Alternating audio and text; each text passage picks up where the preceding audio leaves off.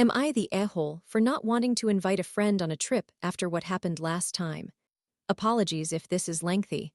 There is just an abundance of context to consider. I am an 18-year-old female and have a circle of friends from high school. We began hanging out together during our final year. Some of us were already quite close, but a couple of other girls joined our group after falling out with their prior friends. Prior to starting to spend time with these new girls, my friends and I had organized a trip to Europe for the summer. One of our new friends, whom I will refer to as Helen, expressed her desire to join us, which we thought was a positive idea. From the very outset, we informed Helen that this would be a budget trip and that we wished to minimize expenditures. Helen agreed, and we altered many of our hotel reservations to accommodate her. In fact, it was Lucy's father, one of my friends, who dedicated a considerable amount of time to finding new options. This detail is significant. Months passed, and our school arranged a trip. During this excursion, Lucy and another girl, whom I will call Deanna, began to spend an excessive amount of time together, essentially neglecting the rest of the group. It was not just a rare occurrence. They consistently strayed from the group to be alone. We were not pleased with this, so we addressed the issue with them. Lucy and Deanna claimed they were not spending too much time together and did not perceive it as a problem. To avoid letting this disagreement ruin our trip, we decided to overlook it. We experienced no further issues until another friend, whom I will call Janet, invited us to her birthday party at her house. This house was located in another city, so we traveled by train to reach it. An important detail: Janet covered the costs for the train, all activities, and the meal. Upon arrival at Janet's house, Lucy and Deanna hurried to select a bed in the bedroom, opting to sleep next to each other without allowing Janet to choose first. Throughout the rest of the visit, Lucy and Deanna continued to wander away from us and occupied their time creating TikToks and taking photos. Janet grew somewhat upset as she had financed the entire trip, and we were meant to be celebrating her birthday. Furthermore, the five of us were sharing a bathroom, but Lucy and Deanna always managed to claim it first and spent a considerable amount of time inside without keeping it clean. They also caused damage to the wall next to their beds, which angered Janet's parents. We confronted them only on the train ride back. Janet was absent, leaving me and Helen to face off against Lucy and Deanna. They kept insisting they did not think they had been ignoring us. A significant argument broke out in the group chat, where we enumerated all the instances they had excluded us. We did not communicate again until our trip to Europe commenced. Deanna was not joining us, so it would only be Lucy, Janet, Helen, and me. Initially, we did not encounter any problems. We had forgotten our previous disagreement and were simply enjoying ourselves. We usually opted for food from supermarkets or street vendors since our budget was limited. However, Helen was unconcerned about spending money and continually suggested expensive dining options. Janet somewhat followed her lead, leaving me with Lucy. Helen and Janet are very extroverted and outgoing individuals, while I tend to be more reserved, which resulted in me feeling left out. During the entire trip, I had the impression that Helen and Janet were steering the group, and I was expected to follow along with Lucy. Ironically, they were engaging in the exact behavior they had previously criticized in Lucy and Deanna. Additionally, Helen was not pleased with Lucy's attempts to save money and often referred to her as cheap behind her back. It was ironic, as we had originally planned this trip to be budget-friendly, and Helen had been the last person to join our plans. Moreover, as I previously mentioned, it was Lucy's father who rearranged all the hotels to ensure Helen could join us. In essence, I spent the entire trip listening to Helen make hurtful comments about Lucy, which Janet occasionally supported with laughter. I felt as though I was trying to gain the approval of a group of mean girls to avoid being excluded like Lucy. As someone who was somewhat part of the popular crowd in high school, this felt all too familiar. This behavior was puzzling, considering Helen is usually a very kind person. I did not expect her to exhibit such mean-spiritedness. There were certain moments that genuinely infuriated me. For example, Helen had an unlimited data plan for the entire trip, while Lucy's phone lacked internet connectivity, prompting her to ask Helen to share her data. This occurred early in the trip when there were no ill feelings yet. Nevertheless, after a few days of sharing her data with Lucy, Helen claimed her father would be charged for it, which was untrue. Lucy immediately offered to cover any charges Helen had incurred, but Helen declined her offer. On another occasion, we were shopping in a supermarket when Lucy's card was declined. I vividly remember the huge grin on Helen's face when she realized Lucy could not pay for her items, stating that Lucy deserved it for being cheap. Occasionally, she would call her dad and speak poorly of Lucy, using a different language so that Lucy could not understand the conversation. On the final day of our trip, it poured rain, leading us to stay in the hotel and order food.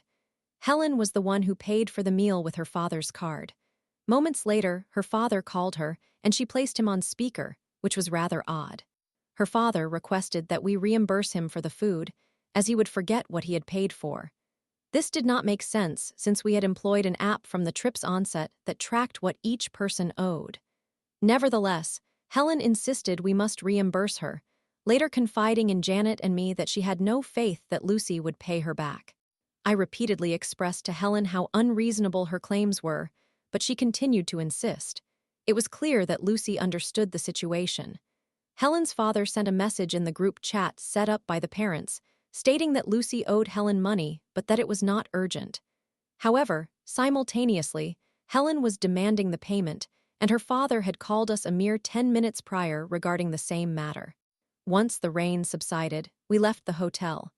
While in the city center, Helen and Lucy argued, prompting Lucy to leave in tears. Janet followed Lucy, while I remained behind to speak with Helen about her irrational behavior. Helen chose to return to the hotel, while Janet and I stayed with Lucy. We discussed what had transpired and reassured her that Helen was simply being immature. The following day, while at the airport, Lucy and Helen interacted normally as if nothing had occurred. The flight was uneventful, and upon our arrival, we each departed with our respective parents. Since that time, I have not spoken to Lucy, not due to the incident with Helen, but because there were pre-existing issues between us. I generally hang out with Janet and occasionally with Helen and a few other friends. Recently, Janet and I have been discussing plans for a vacation to a city we both wish to visit. Janet suggests we should invite Helen, however, I am uncertain. We are not meant to spend much on this trip, and I doubt Helen will be on board with that. Janet believes we can communicate with her to ensure she understands the trip's budgeting intentions, but we already tried that during our previous trip, and look how that concluded. Furthermore, I do not want to spend the entirety of the vacation feeling the need to vie for their attention, as I often feel excluded. Janet has reassured me several times that inviting Helen is not a necessity, but I sense that she is only saying this because she believes I do not want Helen to join us. Helen has never treated me poorly. However, I worry that I could become the next target of her disdain if I express a desire to limit our expenses on this trip. Am I the antagonist for not wanting to invite Helen on this trip? Story 2. Ayo, kicking out my live-in partner, 35M, for his gambling. Was I wrong? I have finally reached my limit with his gambling behavior. He does not engage in gambling every day, but whenever he acquires some money or has an opportunity, he gives in to it. This is becoming increasingly problematic for our finances, particularly in recent times. Just yesterday, he withdrew $10,000 from my credit card for his online gambling activities. Over the past 2 years, we have already lost approximately $200,000 due to his gambling habits. Nowadays, we find ourselves in significant debt. However, despite my attempts to make him stop yesterday, he refused to converse with me and ignored my pleas. I became frustrated and exhausted from the situation. I ended up kicking him out and moved all of his belongings to his parents' house. I informed his parents about his actions. Now, he is incredibly angry with me. He asserts that I should not have involved his parents in this matter and that we should have communicated better and ended things properly. He believes that my actions were more harmful than his behavior towards me. I am aware of how addictive gambling can be and how closed-minded addicts often become. I simply wanted him to cease his gambling habits in the hope that he would listen to his parents and seek help. I felt I had no choice but to leave him, believing that this was the only way to assist him. Was I mistaken? What should I have done differently? Background story, and I apologize for the lengthy message. My partner, 35 years old, male, moved in with me, 32 years old, female, at our family home. We have been together for 3 years. Most of the time, we are happy and content together, and he is a good person, reliable and loving. I am a professional and was earning enough to meet both of our needs, but I resigned late last year and have yet to find another job, though I do have some savings. My mother is assisting us financially. He works as a motorcycle taxi driver and has 2 children with another woman from when he was 18. His children live with their mother, and he maintains a good relationship with them. I accepted the situation where I earned more, and I treated his children as if they were my own. We were very confident about our relationship, or so I thought. Here are my main concerns regarding him. 1. 2 years ago, I discovered that he had cheated on me. He was conversing with several women on Tinder, where we initially met. There were no deep conversations, mostly superficial exchanges such as, "Hi, where are you from? And are you interested in hooking up?" with little follow-up. However, I found one woman he had met in person, and they engaged in sexual relations. We had a serious confrontation about it, and I forgave him. Yet, at times, I still experience doubts about whether he might cheat again. 2. He is not consistently employed. I earn enough to cover our household expenses and am primarily responsible for providing financial support for his children about 90% of the time. I pay for his smoking and personal desires as well. He works as a motorcycle taxi driver, which I know is a challenging and potentially dangerous profession.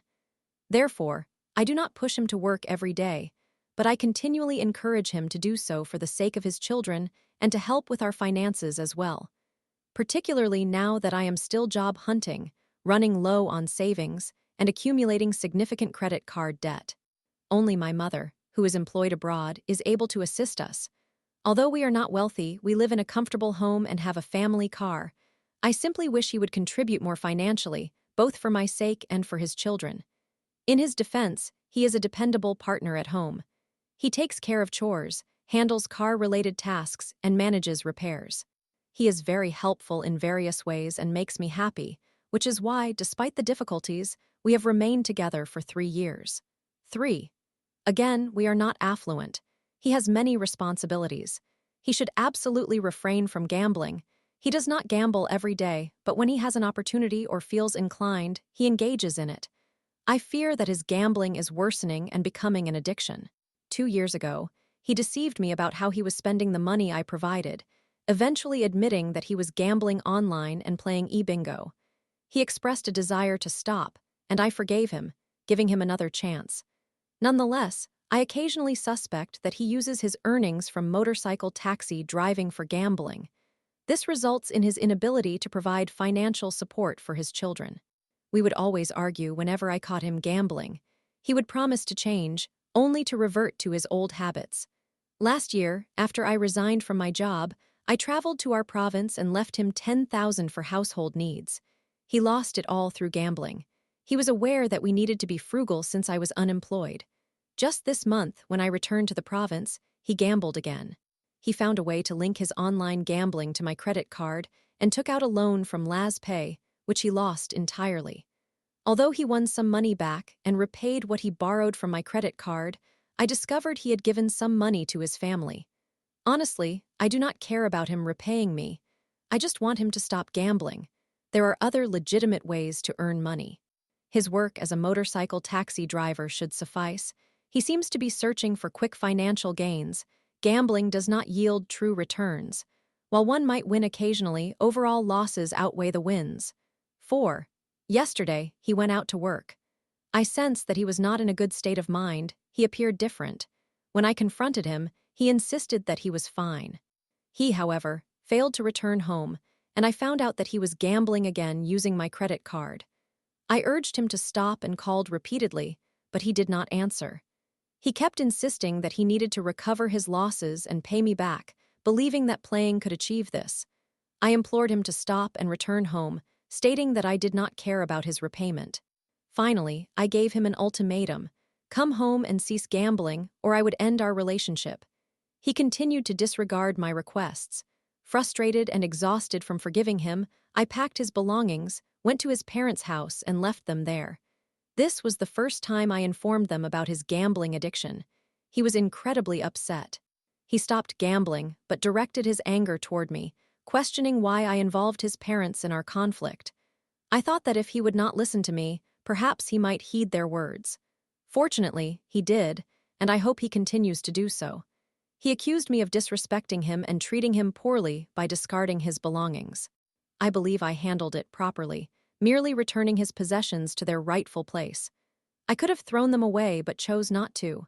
He claimed to be feeling depressed and anxious about his gambling losses, yet he disregarded the pain he caused me. I feel I have given him enough chances. He argues that my actions were far more heinous and malicious than his mistakes. Yet I simply grew tired, lost patience, and came to the point of giving up. I want to see him quit gambling. He refuses to listen to me, making meaningful conversations impossible. I feel diminished and insignificant to him. In my view, this was the only way I could approach the situation. I do not care if he is furious with me or blames me at the moment, as long as he stops gambling. I want him to recognize that gambling destroys relationships. Nevertheless, I now find myself questioning whether removing him from our home was the right decision and whether I should have stood by him during his low point. I am unsure if we will reconcile. I still hope so, but the decision rests with him now. He must take responsibility for his actions and pledge to never gamble again. Was my response overly harsh? Did I act appropriately? Can anyone relate to our circumstances? Story 3. My 23F, ex 25M, asked to call me and talk about my view on our past relationship. Instead, he asked for advice on how to get back with the girl he cheated on me with. I am 23 years old, my ex is 25, and we were in a relationship for 4 years before ending things over the summer. I have since begun dating my current partner, who is 24 years old. I will refer to my ex as John, his ex as Jane, and my current partner as Sam. The day after Valentine's Day, I received a message from John asking if I would be willing to have a phone conversation. Since we had not been on speaking terms and I felt quite anxious about talking to him, I was reluctant to agree. Therefore, I inquired about the reason he wanted to talk. He mentioned that he had recently emerged from a deeply tumultuous relationship and that his ex, Jane, had painted him as an overly controlling, toxic, and abusive person she was eager to remove from her life. He wanted to know if I shared those sentiments, and if I did, how he could amend his behavior. I suspected it would turn into an exercise in me offering him empathy, but I thought it would at least afford me the opportunity to confront him about how poorly he had treated me as well. As background, we met at the close of 2020 after my father had died quite unexpectedly and in a traumatic manner. I was 18 then, and my father took his own life during the quarantine while my sister, my mother, and I were present in the house. It is evident that this event affected my mental health, leading me to withdraw from college just a month after enrolling. I began working full-time and connecting with people through dating websites. Aside from a shared appreciation for music, John and I did not have many common interests, and for the first 6 to 8 months of our relationship, we argued almost daily. He accused me of dressing too provocatively, seeking male attention, emotionally cheating on him with long-term friends, and many other things. Since this was my first serious relationship, I assumed he must be correct, and I endeavored to change my behavior to correct my perceived shortcomings as a partner. Shortly after, my close friends distanced themselves from me, claiming I had become too much of an emotional burden. They suggested I could not always be the focus of attention, and indicated that my grief over my father was not subsiding quickly enough for me to be enjoyable company. Perhaps that was accurate, but what was even more disheartening was that, for years following that, my former friends spread their opinions about me throughout our small town, detailing all the ways they felt wronged. Essentially, everyone I might have wanted to befriend had already been informed of why I was not worthy of companionship. At that time, I had a strained relationship with my mother, so it felt like it was just John in my corner. Approximately 2 years after my father's death, John's mother passed away just as unexpectedly. Some sort of sudden cardiac incident. I will not delve into the specifics out of respect for the circumstances, but I genuinely did a great deal to support John through his grief, given my experience in losing loved ones. This was acceptable for a time, and although we did not maintain a strong relationship toward the end, I still felt as though we were life partners in some respect. However, John informed me over the phone this past weekend that, for several months before he ended our relationship, he had been flirting with other women, eventually downloaded a dating application, and began seeing someone while we were still living together. I was genuinely taken aback. We had extensive conversations over the years about how, if one feels the urge to cheat, it is better to end the relationship, as it was clear we no longer belonged together. Yet he, by his own admission during our conversation, had sought to secure his next girlfriend before concluding things with me to avoid being alone. In my view, the primary reason he wanted to speak was that karma was finally catching up to him, and he was grappling with the fallout of his actions towards the woman he cheated on me with, Jane.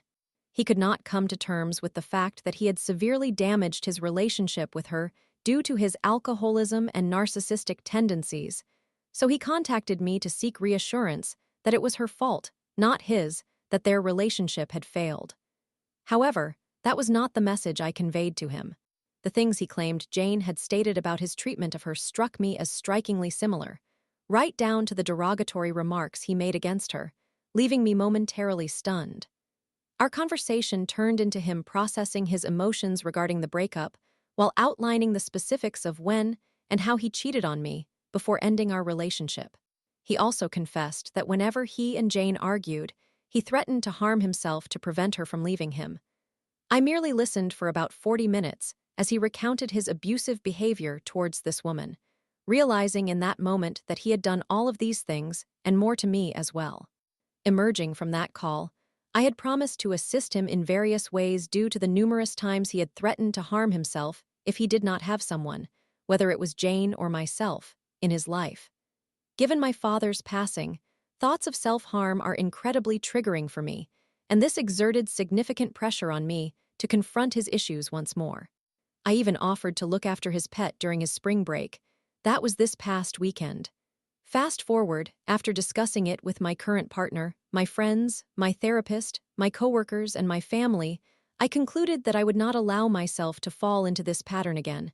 I sent John a message to inform him. Once again, he called me. This time, our discussion revolved more around him lamenting about the things Jane had said regarding him, expressing regret for revealing the truth about his infidelity, and continually questioning my choice to remove him from my life. It was as if he was not comprehending what I was conveying. I attempted every approach. I conveyed how furious everyone in my life would be if I allowed him back into it. I explained that maintaining a friendship with him would place an excessive emotional burden on my shoulders.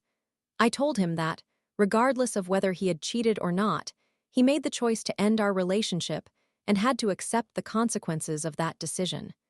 I mentioned that he had never deserved to associate with someone as forgiving and loving as I am.